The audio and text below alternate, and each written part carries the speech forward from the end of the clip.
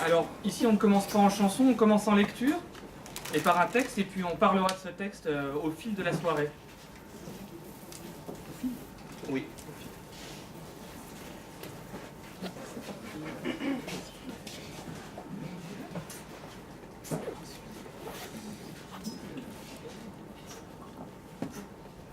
Monsieur, et il y a une vache dehors.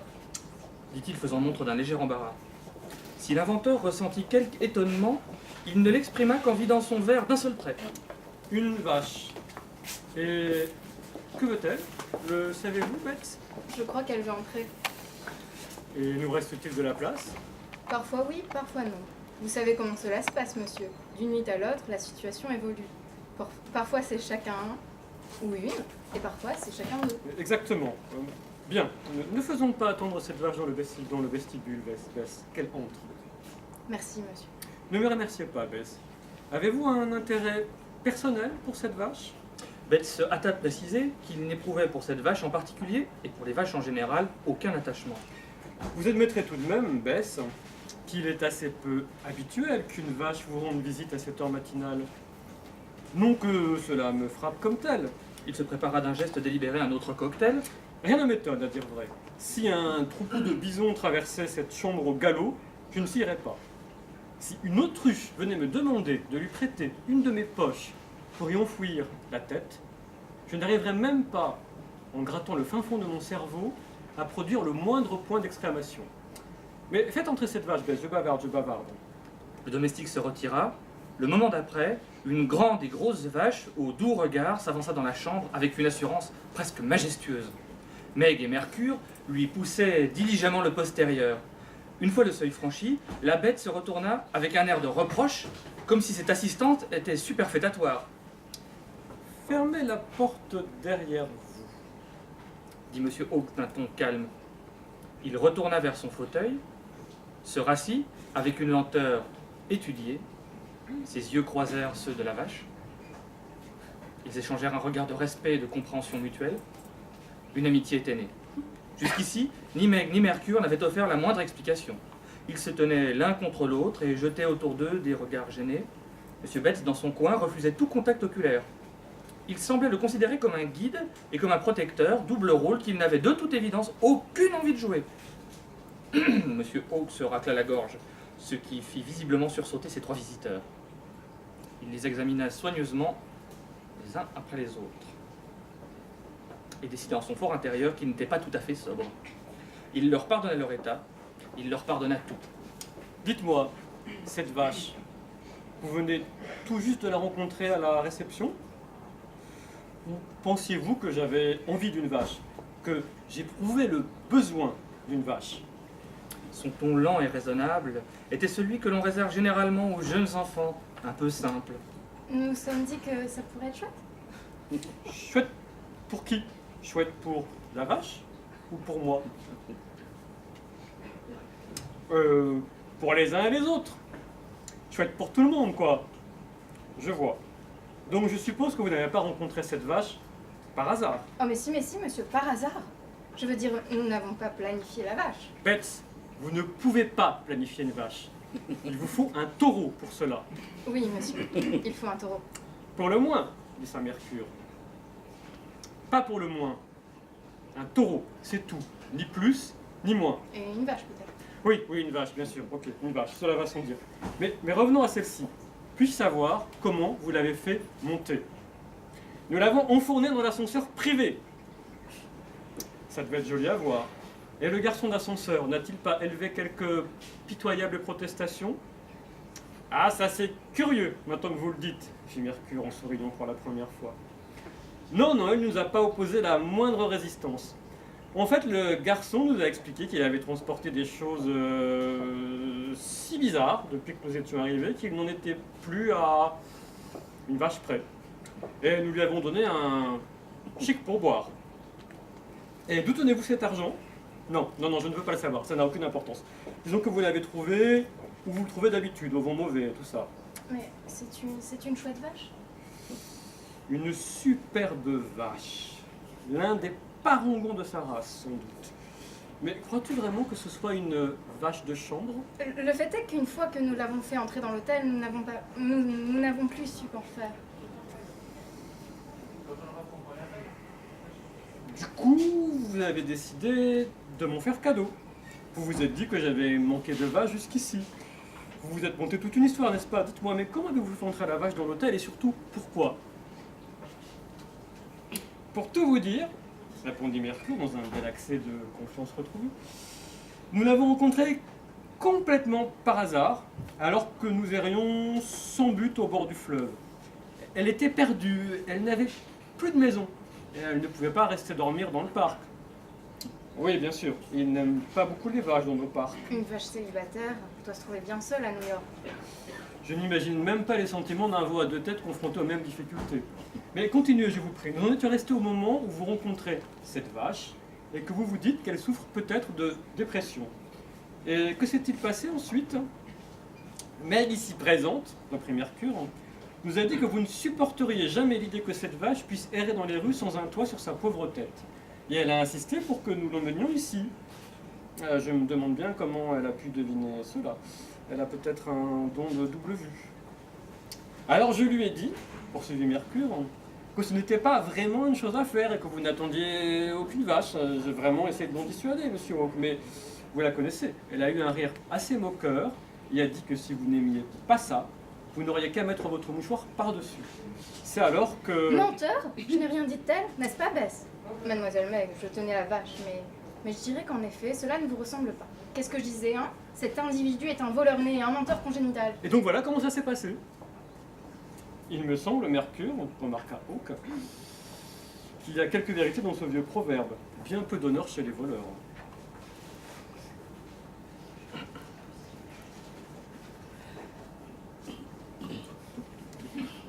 Excusez-moi. Bess, que prennent les vaches au petit déjeuner? Oh, 2 mètres carrés de pâturage au bas mot. Monsieur Hawk eut un moment de réflexion muette. Cela ne va pas être facile à organiser. Ne change-t-elle jamais de régime? Nous pourrions essayer le riz soufflé ou Louis Tabix, monsieur. Excellente idée, Bess. Appelez la réception et demandez-leur une douzaine de portions de chaque. Attendez à la porte que le garçon arrive avec le plateau. Il ne faut pas qu'il entre. Pendant que monsieur Betts était au téléphone, Hébé, toute rosissante, fit son entrée dans la pièce. Elle regarda la vache avec surprise et ravissement. Mais quel mignon animal. Mais c'est qu'il va falloir la traire, la pauvrette. On a déjà nettement dépassé l'heure. Vous croyez vraiment que je vais me mettre à la production laitière, à l'âge que j'ai? Et de toute façon, elle n'a pas encore pris son petit déjeuner. Bien sûr que non, idiot. Je ne vous demande pas de vous y mettre. On traite toujours les vaches à jeun. Encore un exemple de traitement inhumain des animaux, se dit monsieur Hawk. Subir pareil traitement le ventre vide? Que je sois damné si j'accepte ça un jour. Ça ne devrait pas vous arriver de sitôt, l'assura la déesse porteuse de coupe, tandis que monsieur Bess aboyait dans le contenu du téléphone. Et si ça vous intéresse, je peux vous dire que les vaches aiment mieux qu'on les traite à jeun. Quelqu'un ici peut-il me dire s'il n'a jamais entendu cela dans la bouche d'une vache? Mais non, mais... Je le savais bien. Vous ne trouverez pas une seule vache pour vous soutenir. Tout cela, c'est de la vile propagande diffusée par les fermiers dans le seul but de justifier leur comportement indélicat. Vous pouvez dire ce que vous voulez. Mais je vais traire cette vache. Et sur le champ, elle en a besoin. Puis-je faire usage de cette grande coupe que vous m'avez déconseillé de porter? Oh, assurément. De toute façon, je n'aime pas le lait. La vache se nomme Dora. C'est le moins que je puisse vous dire étant donné la relation d'intimité que vous allez entretenir avec elle. Hébé commença à s'agiter en tous sens, non sans résultat. On entendit bientôt les pies faire gicler abondance de lait. À ce jour, Dora reste la seule vache à pouvoir se targuer d'avoir été traite dans une chambre d'hôtel. On ne sait cependant si elle put en tirer quelques profits ou si elle préféra garder le silence. En pleine traite, Meg se réveilla et s'assit au milieu du lit. Et tandis que son cerveau commençait à comprendre la signification de la scène qui se déroulait devant elle, ses yeux s'arrondissaient, perplexes. Si l'on veut vivre en paix avec les dieux, mieux vaut s'habituer à des réveils plutôt bizarres, pour ne pas dire difficilement croyables. Qu'est-il advenu de Mercure? Est-il mort? Pas tout à fait. Si quelqu'un veut bien m'apporter une boisson fraîche et bien alcoolisée, je ferai, sans espoir, une tentative pour lever la tête de cet endroit où vivait autrefois une vache nommée Dora. La nouvelle de la traite de la vache se répandit rapidement de chambre en chambre, et les dieux de l'Olympe, oubliant leurs récriminations respectives et leurs querelles, laissèrent tout tomber et accoururent auprès de la vache. Les dieux appartenaient sans doute les uns et les autres à cette catégorie d'individus qui détestent rater un spectacle, même s'ils n'en tirent aucun plaisir. Une fois la traite finie, la généreuse Hébé tendit sa coupe et fut grandement déçue de ne rencontrer que refus poli mais définitif. Il se peut que Dora elle-même ait envie d'en boire. Mais les vaches ne boivent pas de lait. La voix de Hébé tremblait de mépris. Celle-ci fait peut-être exception à la règle, elle a l'air capable de tout. Si les vaches buvaient du lait, ce serait comme une illustration du mouvement perpétuel. Mais à quoi donc, demanda Bacchus, à quoi diable pourrait bien servir une vache qui boit son propre lait? Elle pourrait passer aux actualités, ou jouer dans une comédie musicale. Bah, fit Mercure, pas une vie très constructive pour une vache. Bah, rétorqua Neptune, ça vaut mieux que dire les petites annonces, non? J'ai horreur de ces discussions sans queue ni tête. Elles ne nous mènent jamais nulle part et me font toujours me sentir plus mal que je ne le suis vraiment. N'allons pas plus loin. Bonsoir, bienvenue à cette 5e soirée de la petite édition. Alors vous êtes particulièrement nombreux ce soir, donc on est tout intimidés. On s'attendait pas à ça. Les soirées de la petite édition, ce sont des soirées destinées à faire rencontrer deux petits éditeurs à leurs futurs lecteurs ou à leurs lecteurs confirmés, vous faire découvrir et aimer des livres qui sont un peu trop rarement malheureusement en librairie. Donc il y en a plein devant vous et puis on va essayer de parler de plein de choses.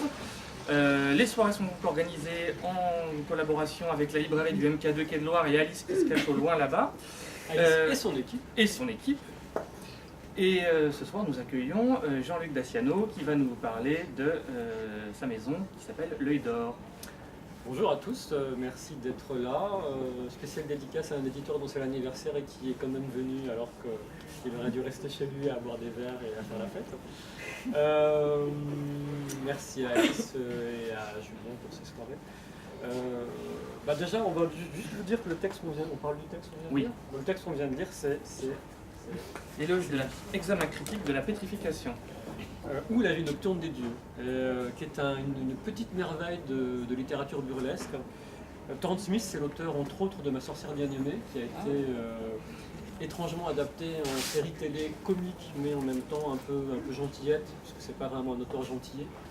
Et c'est aussi l'auteur d'un triptyque, Les aventures de la famille Thorpe, je crois, qui a fortement inspiré Beetlejuice, puisque c'est l'histoire d'une maison magnifiquement décorée par un couple qui meurt juste après la déco et qui vont rester hanter leur maison préférée avec des habitants successifs. Terence Smith était un auteur burlesque lu à tiré 1 million d'exemplaires aux États-Unis dans les années 20-30. Il a principalement écrit pendant la Prohibition, ce qui explique pourquoi c'était un grand alcoolique. Quand la Prohibition fut abolie, il en est mort de tristesse, donc une carrière assez courte finalement. Et relativement prolifique, et tous ses livres appartiennent à cette catégorie qui est assez peu connue en France, qui est une espèce de genre burlesque. On pense évidemment à Harold Lloyd quand on lit ses livres, entre autres je pense à un film d'Harold Lloyd qui s'appelle en français Quel mercredi, je ne sais pas quel est le titre américain, où le personnage est un comptable licencié au début du film et qui boit son premier verre d'alcool pour l'occasion, un cocktail spécial.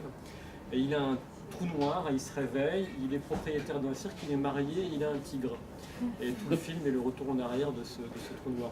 C'est le même type d'écriture, on est entraîné dans des enchaînements permanents de situations cocasses, burlesques, relativement trash finalement. Tous les personnages sont de grands désespérés comiques et il y a quand même derrière un fond assez surprenant un peu de misanthropie et de désespoir joyeux, de nihilisme joyeux je dirais. Examen critique de la pétrification, en premier lieu, c'est un bouquin qui raconte les histoires d'un inventeur plutôt colérique qui invente le moyen de dépétrifier les statues. Donc de pétrifier les humains et de dépétrifier les statues. Donc il va d'abord pétrifier sa famille, son grand-père qui est un peu méchant et sa nièce qui est plutôt rigolote, qualifiée de calipuche du début à la fin. Et il va rencontrer une femme Corrigan. Donc on croise à la fois un peu de fantastique et un peu de science-fiction burlesque.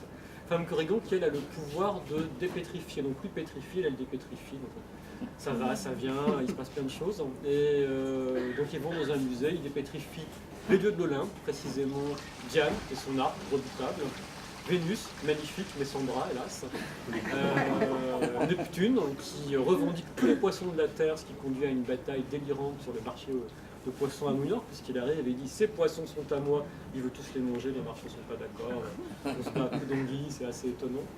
Certains policiers sont pétrifiés et transformés en armes. Bon, c'est plutôt... Et il y a Bacchus, le grand buveur, Persée, qui ne se sépare jamais de sa célèbre tête. Donc il y a un moment assez fascinant où ils sont au restaurant et la tête de Persée mange beaucoup, elle a un grand appétit. Tout le monde se demande où ça passe. Et j'oublie donc Diane, Bacchus, Mercure évidemment, Mercure, grand voleur devant l'Éternel qui passe son temps à dévaliser les poches de tous les passants, à ouvrir toutes les portes, enfin bon. Et toute cette petite communauté de dieux et d'humains traverse New York avec un taux d'alcoolémie extrêmement élevé. Il constate d'ailleurs que l'alcool humain n'est pas si terrible parce qu'à la différence de l'alcool divin, on a la gueule de bois le lendemain. Et au final, ils ne sont pas si fans que ça de la vie dans les années 20-30 à New York. Ils trouvent que c'est un peu tristoun. Mais le bouquin, lui, ne l'est pas du tout.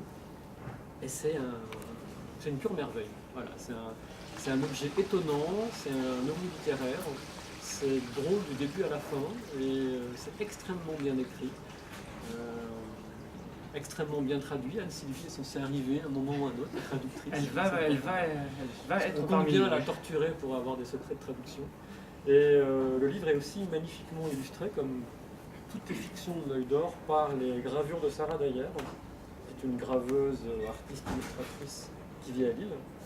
Et chacun des bouquins bénéficie d'une vingtaine de gravures qui permettent d'ajouter quelques dimensions, comment dire, il y a de très belles choses, très bien, vive la gravure. Voilà. Entre autres, la célèbre Vénus sans bras, qui a un vrai problème, c'est qu'en fait sa jupe n'arrête pas de tomber puisqu'elle n'a pas de bras pour accrocher sa jupe et qu'elle a certes une jolie taille mais pas de ceinture. Et ça provoque quelques effets un peu troublants ici ou là. Et finalement, elle se recolle des bras avec de la colle. Bon. Plein de choses comme ça.